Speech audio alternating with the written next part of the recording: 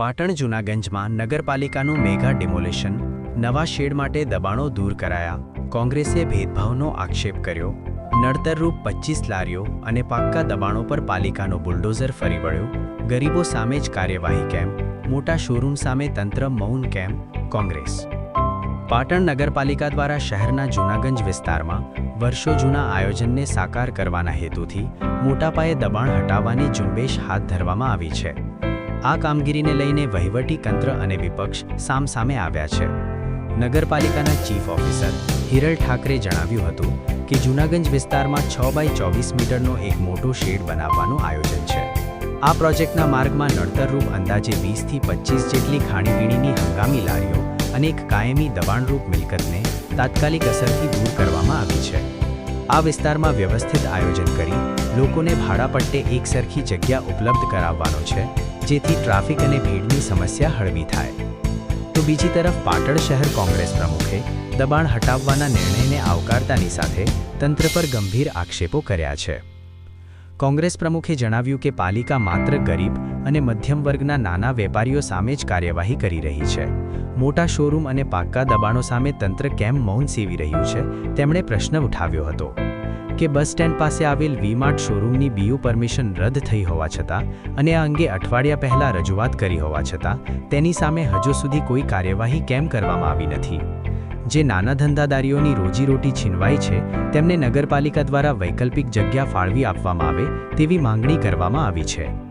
પાટણ શહેર કોંગ્રેસ પ્રમુખે અંતમાં સ્પષ્ટ કર્યું હતું કે તેઓ શહેરના વિકાસ અને ટ્રાફિક મુક્તિ માટે તંત્રની સાથે છે, પરંતુ વહીવટી તંત્રએ ગરીબ અને મધ્યમની ભેદરેખા દૂર કરી તમામ બિનપરવાનગી અને મોટા માથાઓ સામે પણ સમાન રીતે કડક કાર્યવાહી કરવા માંગ.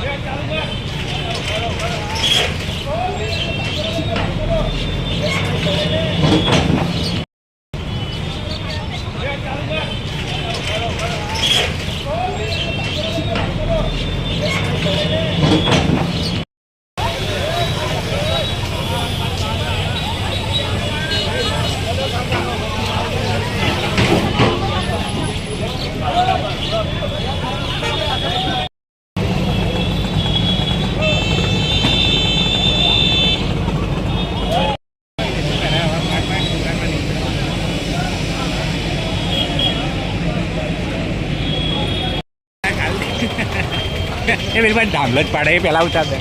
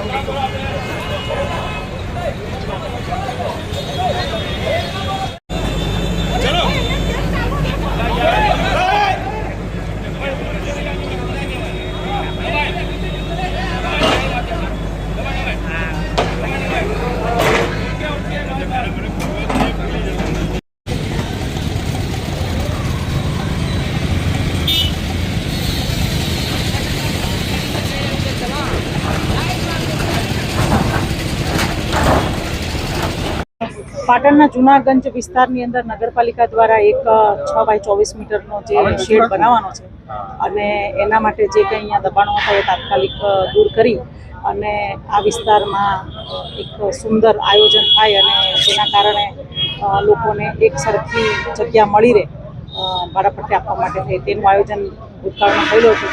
તેનું આજે ઇમ્પ્લિમેન્ટેશન પાટણ નગરપાલિકા દ્વારા કરવામાં આવેલ છે. કેટલા દબાણો દૂર કર્યા છે તે શું બનશે અહીંયા અંદાજે 20 થી 25 જેટલી ખાણીપીણીની લારીઓ હતી એ હંગામી જ દબાણ હતું એ દૂર કરવામાં આવે છે અને એક જે હતું એ પરમાનન્ટ દબાણ જેવું હતું તો એ પણ આજે દૂર કરવામાં આવે છે.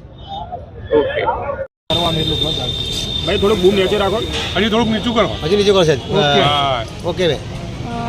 પાટણના જૂનાગંજ વિસ્તારની અંદર નગરપાલિકા દ્વારા એક 6x24 મીટરનો જે હવે નીચું રાખો. બનાવવાનો છે અને એના માટે જે કંઈ અહીંયા દબાણો હતા એ તાત્કાલિક દૂર કરી અને આ વિસ્તારમાં એક સુંદર આયોજન થાય અને જેના કારણે લોકોને એક સરખી જગ્યા મળી રહે ભાડાપટ્ટી આપવા માટે થઈ તેનું આયોજન ભૂતકાળમાં થયેલું હતું. તેનું આજે ઇમ્પ્લિમેન્ટેશન પાટણ નગરપાલિકા દ્વારા કરવામાં આવે છે.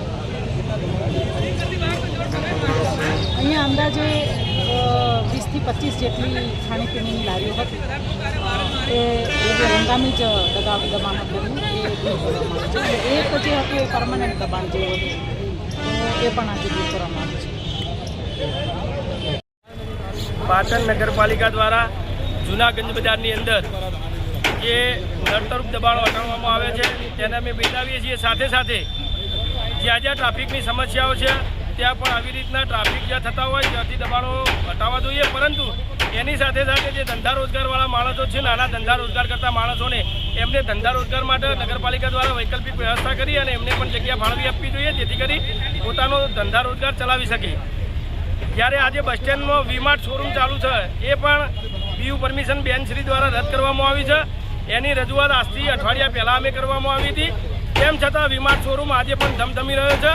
તો ગરીબ અને મધ્યમ વર્ગના દબાણો હટાવવામાં જે ભેદભાવની નીતિ અપનાવવામાં આવી રહી છે એ અપનાવવામાં ના આવે અને માત્ર ને માત્ર એકલા ગરીબના જ દબાણો નહીં, પરંતુ સાથે સાથે તમામ પાકા કાચા તમામ ટ્રાફિકને નડતરરૂપ અથવા તો બિન પરવાનગી જે ચાલતા હોય તમામ બંધ કરવા જોઈએ.